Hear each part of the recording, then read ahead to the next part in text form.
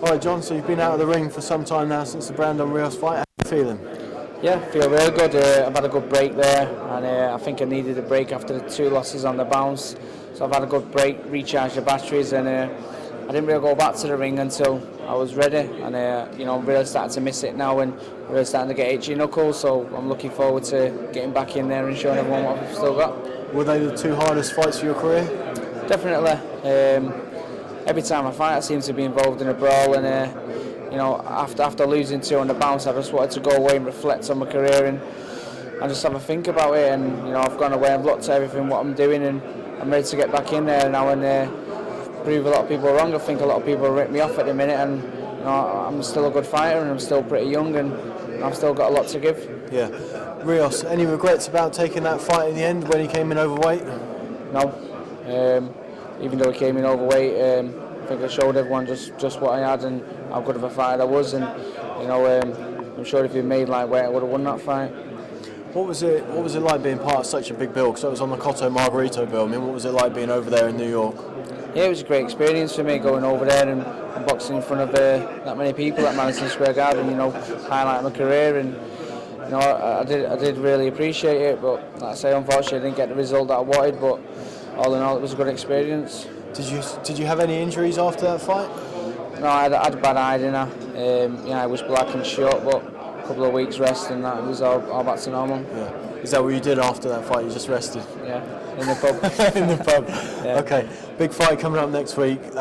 Kevin Mitchell, Ricky Burns. How do you see it going? I think it's a great fight. I think both of them are at the top of the career, top of the peak of the game right now. And I think Ricky Burns really come on loads, and he's come on leaps and bounds, and he's really found his own and coming to his own as become champion. Kevin Mitchell, hitting very hard and obviously being on the receiving end of a loss to him last year, and he's a very good fighter, and it is going to be a great fight going into it. It could be a 50-50 fight, whoever turns up best on the night, but I'm slightly edging towards Mitchell. I don't know if that's because I've been beat off him, but I'm slightly edging towards Mitchell, but still it's a great fight, and whoever turns up on the night could win the fight. Does it make any difference that it's in Scotland?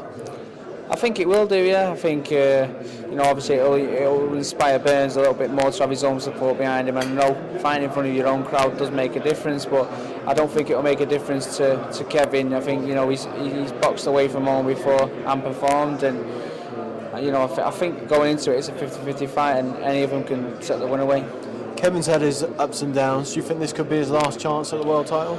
Yeah, hopefully he's knuckled down, he's trained as hard for this fight as he did for my fight, and if he's done that, then he's got a great chance of coming away and fulfilling his career and becoming a world champion. I think anything less than that, then obviously I fancy Burns to win. Burns, we know, he's a dedicated professional, he lives and breathes it, and he'll be looking to prove a point to everyone and win this, and establish himself as one of the best lightweights in the world. And you'd fancy the winner, whether it's a rematch with Mitchell or a fight with Burns? Definitely. I'd love to fight the winner. I hope I get the opportunity. I think it's one thing about me, win, lose, or draw. I'm always in exciting fights, and if I get the winner for the world title, it'll be another amazing fight, and it'll be another amazing night in British boxing. What would you like? Would you like a fight before that, 10 round, 8 round, or something to get back? I think they'll give me an outing at the end of November.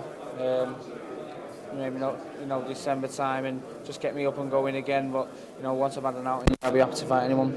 It's been a well-deserved break, because obviously you've been quite a busy fighter. You ran a big unbeaten record, and then you've had the 2 back-to-back losses. So you're happy with having had the break that you've had? Yeah, I think I needed it. Obviously, like I say, I've had a 33 pro fight career so far, and I'm still only 27, so I'm still pretty young, and I've got a good 3 or 4 years left in me yet, and hopefully I'll be able to fulfil my career and go and win that world title.